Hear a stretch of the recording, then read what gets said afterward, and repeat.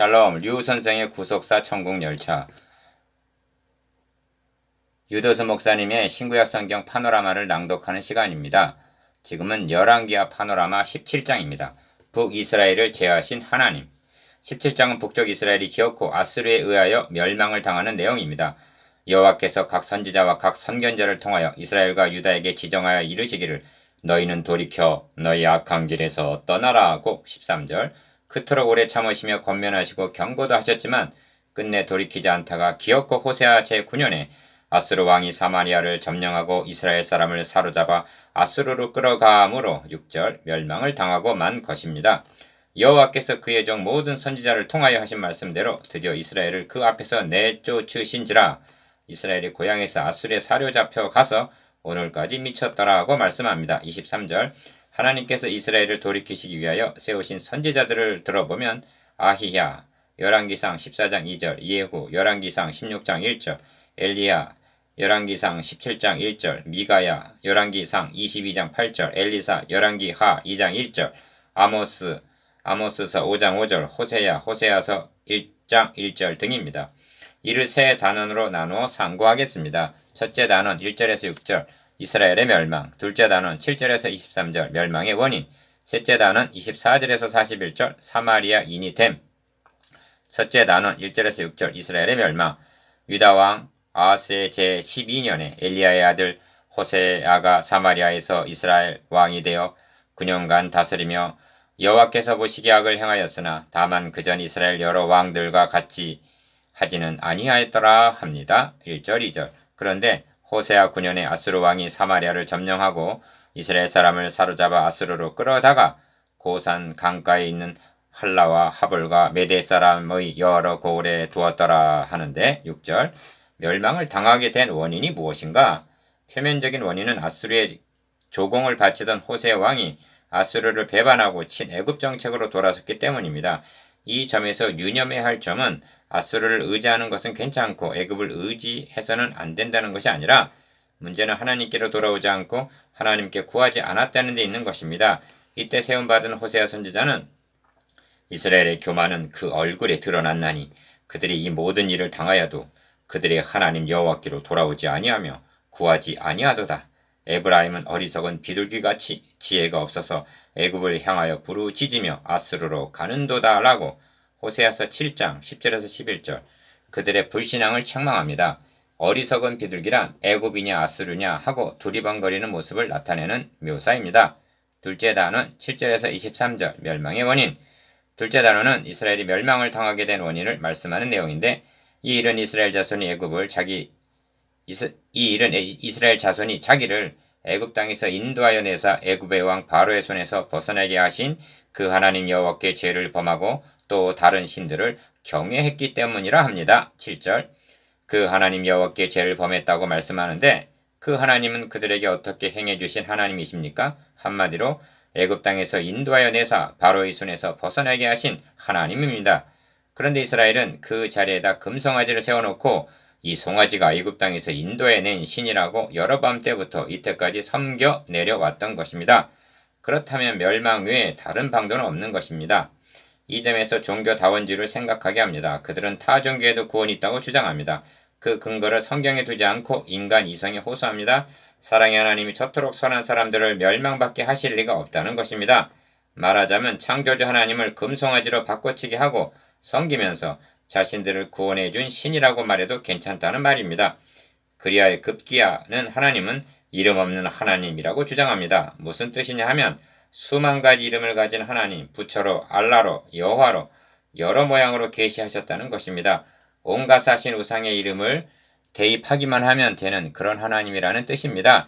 이스라엘이 멸망받게 된 주 원인을 무엇이라 말씀하고 있는지를 다시 확인하시기를 바랍니다.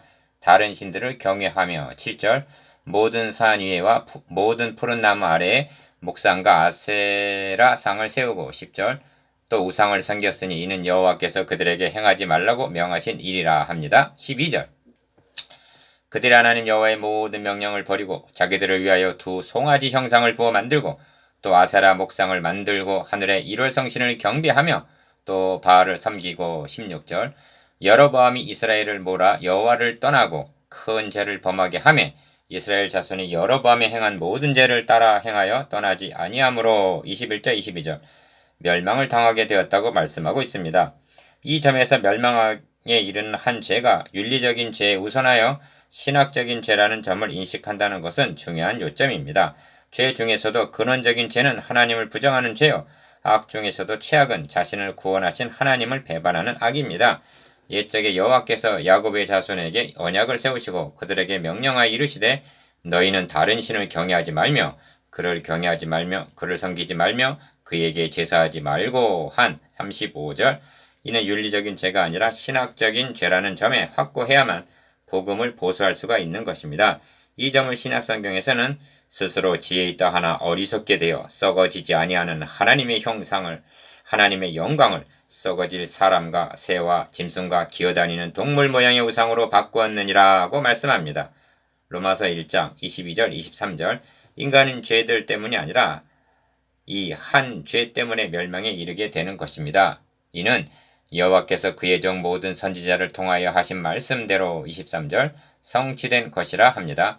이는 호세아 선지자가 그들이 듣지 아니하므로 내 하나님이 그들을 버리시리니 그들이 여러 나라 가운데 떠도는 자가 되리라고 호세아서 9장 17절 경고한 대로 되고 만 것입니다.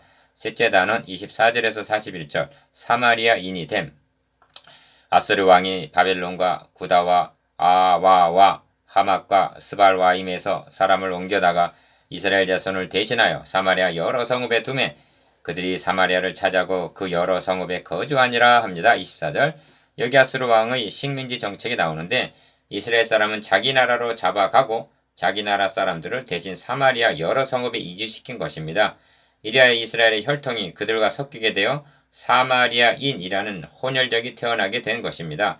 그들은 혈통만 혼혈족이 된 것이 아니라 이와 같이 그들이 여호와도 경외하고 또한 어디서부터 옮겨왔든지 그 민족의 풍속대로 자기의 신들도 섬겼더라고 33절 종교도 혼합 종교가 되고 만 것입니다. 말하자면 종교다원주의자들이 되었다는 것입니다. 그러나 성경은 말씀합니다. 오직 큰 능력과 편팔로 너희를 애굽에서 인도해내신 여호와만 경외하여 그를 예배하며 그에게 제사를 드릴 것이며 하십니다. 36절 그렇습니다. 여호와만 경외하여 그를 예배하며 36절 오직 너희 하나님 여호와만을 경외하라 하십니다. 39절 이 점에서 중요한 요점은 내가 너희와 세운 언약을 잊지 말라 하신 38절 언약인데 구속사에 있어서 언약이란 주제는 생명줄과 같은 것입니다. 왜냐하면 언약이 없으면 하나님과의 관계가 성립이 되지 않고 믿음도 없고 구원도 없기 때문입니다. 그러면 35절과 38절에 말씀하는 언약에는 어떤 의미가 있는가? 표면만을 보면 언약을 잊지 말라는 뜻이 율법곧 십계명을 범하지 말라는 것이 되지만 성경은 내가 이것을 말하노니 하나님께서 미리 정하신 언약을 430년 후에 생긴 율법이 폐기하지 못하고 약속을 헛되게 하지 못하리라고 단언합니다. 갈라디아서 3장 17절 즉 하나님과의 관계를 이어주고 우리의 구원을 가능하게 하는 언약은 율법이 아니라 아브라함에게 세워주신 메시아 언약이라는 뜻입니다. 그런데 저들은 메시아 언약을 우상으로 바꿔치기 했기 때문에 멸망을 당한 것입니다. 유다인들이 바벨론 포로에서 귀환하여 성전을 재건할 때 사마리아인들이 나와서 우리도 너희와 함께 건축하게 하라. 우리도 너희같이 너희 하나님을 찾노라. 아스루 왕 에살 핫돈이 우리를 이리로 오게 한 날부터 우리가 하나님께 제사를 드리노라고 제의해 왔습니다. 에스라서 4장 2절 포로에서 귀환한 어려운 시점에 할렐루야 할 만도 한데 우리 하나님의 성전을 건축하는데 너희는 우리와 상관이 없느니라 하고 느헤미야서 4장 3절 단호하게 거절한 이유가 그들이 혼혈족 혼합 종교가 되었기 때문이었던 것입니다. 그러자 사마리아인들은 성전 재건을 극렬하게 대적하여 중단하게 했던 것입니다. 유다는 어떠했는가? 그런데 17장에서 명심해야 할 말씀이 있는데 유다도 그들의 하나님 여호와의 명령을 지키지 아니하고 이스라엘 사람들이 만든 관습을 행하였으므로 라는 언급입니다. 19절 북쪽 이스라엘을 제거하시면서 유다도 그 하나님 여호와의 명령을 지키지 않았다 하심은 예사말이 아닌 경종인 것입니다. 이 점을 예레미야 선지자는 내게 배역한 이스라엘이 간음을 행하였으므로 내가 그를 내쫓고 그에게 이혼서까지 주었으되 그의 반역한 참에 유다가 두려워 아니하고 자기도 가서 행음함을 내가 보았노라. 예레미야서 3장 8절라고 책망하고 에스겔 선지자도 탄식하기를 그 아올리바가 이것을 보고도 그 형 음욕을 더하며 그 형의 간음보다 그 간음이 더 심함으로 그 형보다 더 부패하여졌느니라 하고 탄식합니다. 에스겔서 23장 11절. 예레미야는 그의 애가에서 지나가는 모든 사람들이여 너희에게는 관계가 없는가? 나의 고통과 같은 고통이 있는가? 라고 묻고 있습니다. 예레미야가 1장 12절. 이스라엘에게 임한 심판을 진술하면서 유다도 하시는 말씀을 통해서 현대교를 향하여 너도 하시는 음성이 들리지 아니합니까? 그러므로 본문 17장이 우리에게도 관계가 없는 말씀이 아니라는 경각심을 가져야 하는 것입니다. 이것이 북이스라엘을 제하신 하나님입니다.